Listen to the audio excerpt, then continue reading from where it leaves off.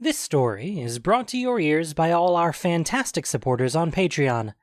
To get in on the action yourself with bloopers, extras, and the occasional early story, join us at patreon.com/voiceofallmtg. For more stories or just to chat, visit voiceofallmtg.com or find us on Twitter at voiceofallmtg. And now, Voice of All presents Final Exam, Episode 5 of Strixhaven by Adana Washington.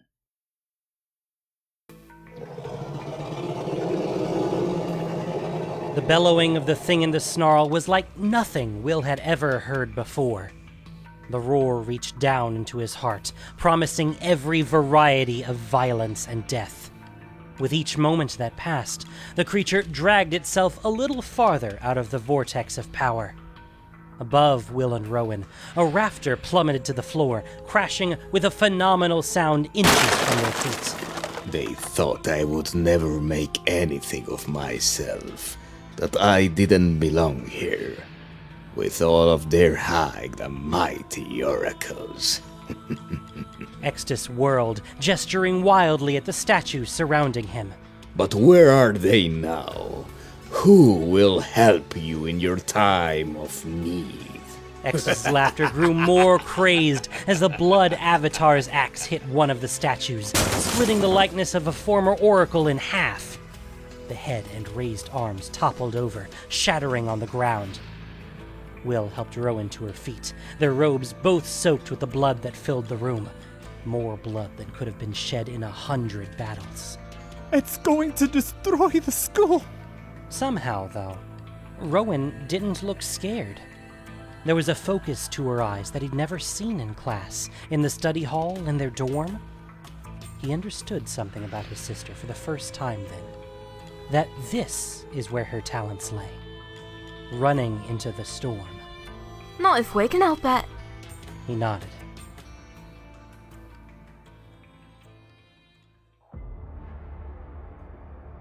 Outside, all across the Strixhaven campus, that terrible roar echoed. It found Dean Uvilda sealing a pack of escaped Prismari students into a dimension that was to be used for emergencies only. She turned her head at the sound, shuddered, and picked up the pace on her spell. It found Plink and Overnine crawling through a dark tunnel of roots and soil, while dragon fire overhead reduced everything on the surface to cinders. It found Luca, even through the concentration it took from him to keep all the mage hunters fighting on several fronts. So it's done. Luca grinned down to Mila. Looks like Exetus got what he wanted. She didn't look at him, though, only stared up at the sky, eyes wide, fur standing on end. A moment later, she jumped under a collapsed awning. Luca didn't see what she did, not until it would have been too late, but he trusted her enough to dive right after. The dragon fire scoured the cobblestones where he had been standing a moment before, scorching the pathway black. The swath of mage hunters close by ignited almost instantly, screeching and hissing as they died. Flashes of searing pain flooded his mind all at once, and he severed the link before he could be overwhelmed. The mage hunters who had managed to evade the dragon's attack shuddered and twitched as their minds once more became their own. They clicked their many teeth together, spread out those glowing feelers, and turned on the nearest source of magical sustenance: auric agents. Fresh screams filled the air as the creatures pounced. Luca's eyes went wide as he took in the carnage. Mila took a step forward, but Luca stopped her with a quick mental command. This was no longer his fight. Calling Mila to his side, Luca turned and ran into the dark.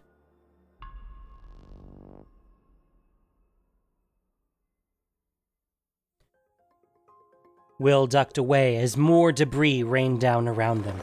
Just as another statue came crashing to the floor, he saw it, an opening in the chaos. He took a shaky breath and tried to remember the details of the iterated condensation spell. With an exertion of focus, he created a swirling vortex of razor-sharp ice shards and sent them zipping toward Exetus, who was still standing before the blood avatar. The Oric's arms were spread. He seemed to be aware of nothing besides his own victory. Before the ice could reach him, a bolt of lightning cracked through the shards, detonating them and sending the lightning skittering off in random directions. Rowan had seen the opening too. Stay out of the way. We need to work together! All we need to do is He was interrupted by a chunk of falling rubble, which clipped him on the shoulder and sent him sprawling. Well, Rowan ran toward him. It was impossible to see if her brother was hurt. There was blood everywhere, covering the floor, their robes, splashing up the walls and over the statues. She had almost reached him when the creature's enormous sword cleaved into the stone in front of her. It was close enough that she could see the rust on it, the pocked iron from battles fought eons ago. With a furious shout of her own, she pressed her hands up against it, running a charge up the sword like a lightning rod and into the thing's hand. The monster only pulled its sword free, throwing her backward. Dragging herself back against the wall, Rowan's gaze swung between Exetus, the creature he'd summoned, and Will, who now lay far too still on the ground. It was too much. Blinking against the tears welling in her eyes, Rowan felt a cold anger rising from somewhere inside her, rage overwhelming the fear and the pain.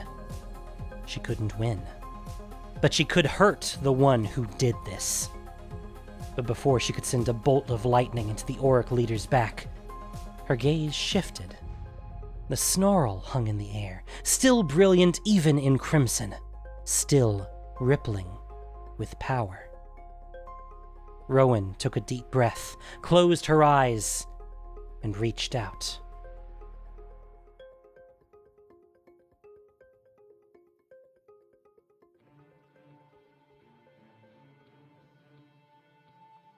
The building shook around him.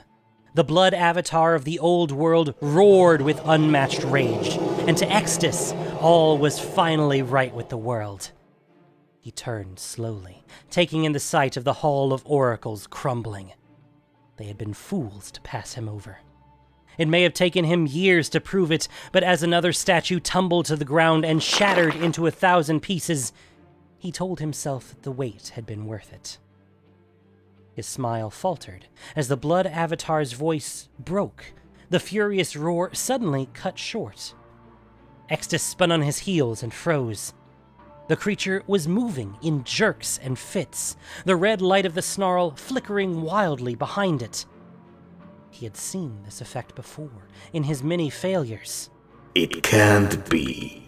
He had checked the calculations. This had to work. There was enough magical energy in one of Arcavios' Snarls to power any spell known to creation. How could it not be enough? Then he spotted it. A coil of ghostly vermilion drifting off the nexus, as if being drawn out. An errant tendril of power. He followed it back to the young blonde girl in the corner of the room, staring at him now with wide, hateful eyes. Lightning began to flash and crackle over the girl's hair and skin as the energy of the Snarl rushed into her. Exetus met her gaze, too shocked to move. There was no way that this pitiful first year would be the one to ruin all of his plans. Was there? Rowan struggled to breathe as the air around her sparked and hissed with energy. She felt the power rushing through her, power like she had never dreamed. It felt in that moment that she could do anything. Mountains would crumble before her, cities would burn, oceans boil. She opened her eyes and gasped as she took in the room through a red haze. Her gaze fell to Will, who still lay on the ground motionless. A fresh wave of rage and grief flooded her as she turned to Exetus. The leader of the Auric stood before the twitching blood avatar, watching her, waiting. Rowan let the energy of the Snarl course through her, setting her every vein alive with power.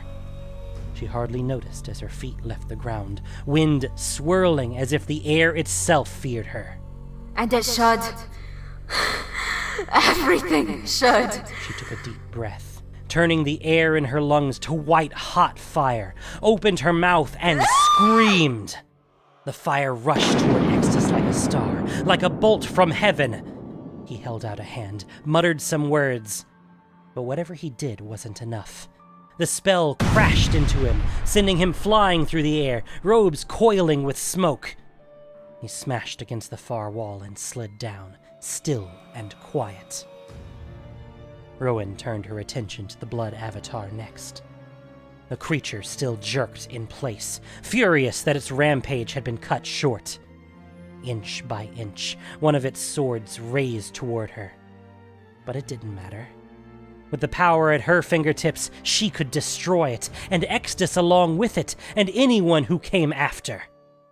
Anyone who tried to hurt her, everyone who had hurt Will. They would all burn. She drew on the power of the Snarl again, and it was like drinking fresh, clear water. Arcs of electricity singed her arms and face, sending jolts of pain through her body, but she didn't care. Why would she? She was the most powerful thing in the room, in the school, maybe the whole plane. She extended her hand toward the blood avatar, reaching for the familiar jolt of lightning, and a wave of agony suddenly ripped through her. Her gasps were met with laughter. Through eyes squinting against the pain, she watched Exetus somehow pull himself to his feet. Did you really think you were strong enough to hold all that power? Did you think you were worthy? Rowan ignored the Auric. In truth, she could barely hear him. All of her was focused on controlling the power that raged within her now. The air around her hissed and twisted like a nest of vipers. I have trained in the arcane arts my entire life. You're nothing but a child, an arrogant fool, and now a mouse to the flame. The tendril of power she'd drawn from the Snarl rippled again, and Rowan's vision blared white with agony. All the strength abruptly left her limbs, and she flopped limply out of the air, landing with a thud on the bloody stone floor. Your ambition is admirable, but I've come too far to be stopped by the likes of you. He turned away, not even bothering to finish the job, and picked up the heavy tome he had been carrying before. Time stretched around Rowan. She felt cracked open, hollow, emptied out. The Snarl's power still rippled through her, making her limbs dance and jerk as she lay there. Her consciousness seemed to hover just outside her body, near her brother, who was crawling toward her, dragging himself across the bloody floor. Will was alive. Rowan! Get up! She tried to remember how to speak, but only managed to let out a bit of air. Please! He reached out to touch her. He jerked his hand away as an errant spark rose from her skin. You have to get up! Rowan coughed and opened her eyes. I'm sorry. I'm sorry. It's okay, Rowan. Just get up! Will crawled closer, putting one of her arms over his neck. He winced as sparks jumped and bit at him, but didn't let go. We're going to be okay. I'm sorry about the fight. At the Mage Tower match. At the bow's end. I'm really sorry. I'm sorry too. With a grunt, he dragged her to her feet and started toward the door. Behind her brother, Rowan saw the Auric leader hold up a heavy, blood-stained tome and begin to chant. Together they hobbled toward the doors, only for Will to slow to a stop. He turned to her sharply. It's like a mascot.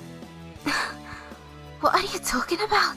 Rowan's frown deepened, but Will shook his head as he looked at Rowan. It's like a mascot. We just have to intercept it. Like in Mage Tower? Maybe the Snarl was still scrambling her brain, but she had no idea what he was talking about. Like in Mage Tower. Just trust me on this. Rowan started to respond, but the words fell away as Garrick's face flashed in her mind. She hadn't been able to see what Will could back then. It was Will who had finally found a way to free Garrick and win him over as an ally. Will. Her Will. Her quiet, brainy, peevish brother. He was right so often. Maybe he was right this time as well. Rowan, Grimacing at the fresh stabs of pain, Rowan pulled at the last sparks of magic within her. Yeah, okay. Show me what all that studying can do. Will grinned and turned toward Exetus and the blood avatar. Red light swirled around his hands. It wasn't ice magic he was working. She knew that much at least. But the air around him dropped a few degrees anyway. The red light shaped itself between his hands into a thrumming circle of power, and with one last effort, he released the spell. Suddenly, a red halo of light snapped into place around the blood avatar's helmed head. it may be big, Will clenched his teeth, hands shaking with the effort. but it's a summoned creature, which means with this spell, we can control it. But the creature didn't seem very controlled. It bellowed again, forcing Rowan's hands to her ears. Below the blood avatar, Exetus contorted his hands into claws, his own magic coming off him in wisps like black mist. The red halo around the blood avatar's head seemed to flicker in and out. It was Will against Exetus, Rowan realized. Each one poured their power into the spell, and Will was losing. But her brother wasn't alone. She put a hand on his shoulder, and he looked up, surprised. Rowan, what are you? You concentrate on the spell. Get all the particulars right. I'll do the rest. Maybe their magic was too different now to meld seamlessly together as it used to. But if Will had gotten more precise, more controlled, well, she had gotten a whole lot stronger. Rowan poured the last of her magical energy into her brother, sparks jumping and skipping across her as her power flowed into him. He gasped, but only for a second. And then, Exetus let out a strangled cry, and the red halo snapped into place around the creature, fully formed. You brats! How dare you! He was cut off as one of the massive hands of the blood avatar closed around him with an awful, crunching sound. After that, Exetus was silent. It worked! Rowan, it worked! Rowan was swaying in place, though. She was finding it difficult to stay standing. The whole room seemed to be spinning. She was tapped out, utterly emptied of power. It all seemed to happen in slow motion.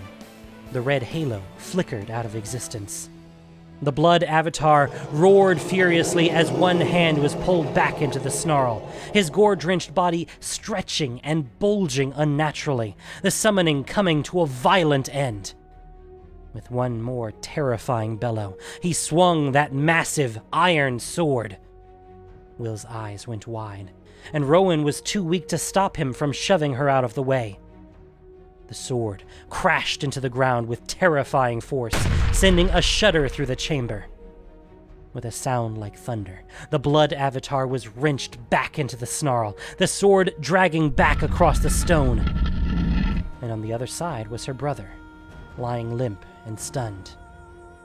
Rowan's joy at her brother alive, not mashed to paste or cleaved in two, suddenly lurched and drained away in shock. Below the knee, his right leg was gone. As if the presence of that monstrosity had been the last thing holding the chamber together, everything began to fall apart. Rafters swung to the floor like clubs, the stone ceiling they'd held up crashing to the ground in jagged blocks. The floor beneath them shook and pitched wildly as Rowan tried to reach her brother. She was so close, could see his glassy, distant eyes. When the floor collapsed altogether, Rowan and Will tumbled and pitched forward, falling through space, until suddenly a light, gentle touch caught them. Rowan spun around wildly. Somehow, a cloud of mist seemed to be holding them both aloft. There! Will pointed weakly up to the doorway of the room. Rowan looked toward the source of the magic, where Deans Nassari and Lisette stood at the destroyed entrance. Brows furrowed in concentration, they sent gouts of magic through the air, blasting away falling rocks and debris. The mist carried them up toward Dean Lisette's outstretched hand. Rowan reached for it, holding Will wrapped in her other arm, but couldn't quite reach it, until a vine sneaked out of Lisette's sleeve, cinching tight around Rowan's wrist. Grunting, she hauled them both up into the doorway. All four of them managed to fall out of the doorway just as the room collapsed altogether, filling with a cloud of stone and dust and rubble. We did it. We did it, Ro. His eyes fluttered closed. He looked terribly pale. Hold still. You're in shock. Will he be okay? The dean didn't seem to be listening. She bit off a chunk of some sort of root, spitting it into a small shell and pressing it with her thumb. Almost at once, it started to glow a strange green color. He'll live. Nassari put a hand on Rowan's shoulder. After what you two have been through, you should be grateful. What they had been through. Rowan looked back, through the wall of debris now filling the doors of the Hall of Oracles. There was no sign of the Snarl's glow, but she could swear that she still felt it calling out to her.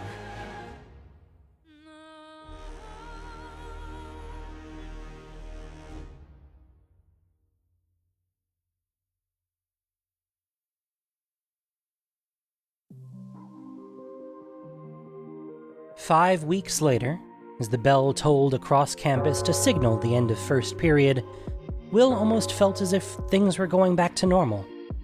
He was getting used to navigating the halls of the school a bit more slowly, between his cane and the latticework of ice and steel that now extended down from just under his cloth-wrapped kneecap. He had refused the offers from Dean Lisette of a living wood replacement. His leg was never coming back, and this felt more like a part of him. It was good practice. All day, a part of his mind had to be focused on shaping and refreezing it around the metal frame. A good distraction, too, from the pins and needles that still seemed to crawl over his stump. Word of his and Rowan's fight against Exetus and the Blood Avatar had spread throughout the campus, and suddenly, Will was getting a lot more attention. The other students pressed against the walls as he passed, their whispers and stares following him. It almost reminded him of home. He often found himself missing the anonymity of his early days at the school. At last, he reached his dorm room. The door swung open as he reached for the knob, and Rowan jerked to a stop, almost crashing into him. She stepped back to let Will inside. How are you feeling? Rowan shrugged. Not quite back to full strength, but better. You? Will tapped his finger on the handle of his cane. Briefly, the runes Quint had helped him put into place, basic ones for stability and strength as opposed to the more elaborate variety his friend had pushed for, flared briefly to life, running all the way down to the spread foot at the base. He smiled. I'm adjusting. How's the pain? A little better every day. Though the phantom aches, seemingly coming from muscles that were no longer there, still struck him as eerie. I wonder what they'll say about this back home. Can you imagine? Not really. But maybe we should visit when the semester's over. Why wait? We could just go now. We still have classes. We took down a blood avatar. What more could they teach us here? We took down a blood avatar with a spell that we learned here. And we still don't know why our spells aren't syncing up. Or why we can only planeswalk together. There's a lot more that they could teach us. Rowan rolled her eyes and grinned. Fine. I guess it would be nice to not have to drag you along for the rest of my life. Now, if you'll excuse me. Yeah. Say hello to Plink and Avernine for me. She slipped by, then paused in the hallway and turned to him. It struck Will, then, how much thinner she looked. How the hollow of her cheeks seemed so much darker than before. Like something vital had been sucked clean out of his sister. but the smile she gave him was warm and true. You know I love you, right? Yeah. I love you too. As she hurried off, Will shut the door behind him and sat down on his bed. He was tired. It had been a long time since he had gotten a good night's sleep. Another semester here? Another year? Who knew what else the future held? He closed his eyes and extended his magical senses, tracking the beads of moisture forming on his icy prosthetic. First principle. Thermodynamic redirection. Find the heat and redistribute.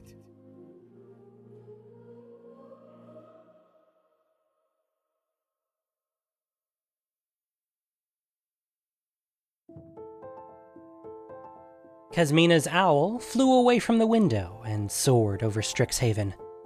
The damage from the attack was all but erased. Cobbles replaced, hedges regrown. The only sign that it had even happened was the Hall of Oracles, which was still ruined, and the small monument that now sat on the landing of the Biblioplex, a stone statue that changed faces every hour. Below it was an inscription. Lore is never lost at Strixhaven. They will not be forgotten. This place had survived worse before. It would survive worse in the future, Kasmina had no doubt.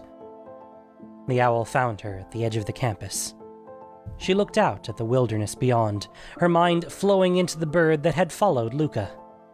The Bonder had been wandering the land with Mila and a few of the remaining Auric, no doubt scheming even as they scrounged for food and shelter.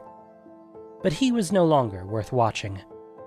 It was Rowan, or perhaps both twins, who now required her attention.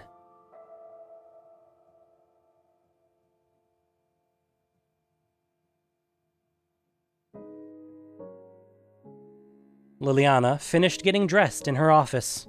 It had taken days for her to get back to Strixhaven from what had turned out to be a forest near the edge of the continent. But she'd made it. And after the deans had admitted they should have heeded her warnings, they had invited her to remain a professor at the university indefinitely, without any more damnable faculty meetings, too. She'd agreed, but with one small caveat. Now, as she looked at herself in the mirror and adjusted her uniform, she found it hard to believe. Exams, students, no more demons, no more dark plots, no more death. Her gaze shifted to her desk where her research journals lay open. It seems this is where we finally part, old friend. Liliana closed the journals and put them on the shelf along the wall. All considered, he would have been proud. The thought made her smile despite herself. When she finally made it to her first class, Liliana took a moment to collect herself before heading inside. Students hurried to their seats at her arrival, the sounds of shuffling paper and idle chatter dying away as they turned to her. Liliana came to a stop at the desk at the front of the room. Welcome to your introductory necromantic arts course, students. My name is Professor Liliana Vess.